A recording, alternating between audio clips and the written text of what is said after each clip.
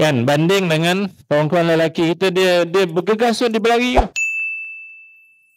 Tuan-tuan, ni yang saya kata tu, kalau tuan-tuan perempuan masuk Masjid Mizan, dia imam tu jauh depan, saf 1 2 tu kan jauh depan. Jadi bila masuk tu, kalau nampak orang dah duduk tahiyat akhir, jangan berlari pergi, duduk je belakang tu. Allahu Akbar, duduk je baca tahiyat. Ni sahabat ni. Ni sahabat ni dalam keadaan normal, dalam keadaan situasi yang tak ada keperluan. Ya, tapi kalau ada keperluan untuk selamat kita miss jemaah, dia tak ada makruh. Ya, naik je kapet tu, jangan ruang yang mozaik yang marble ni. Naik je ruang kapet tu, Allahu Akbar, duduk je situ.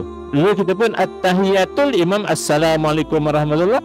Tinggalkan tahiyat tu, bangun je. Tak payah cakap Allahu Akbar, bangun je, senyap je untuk kita terus solat zuhur 4 rakaat. Kita dapat jemaah.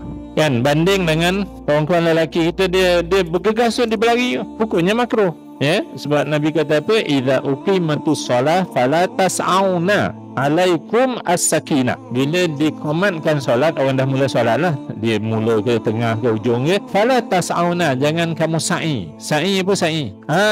Jangan kamu berlari-lari untuk pergi ke dalam saf.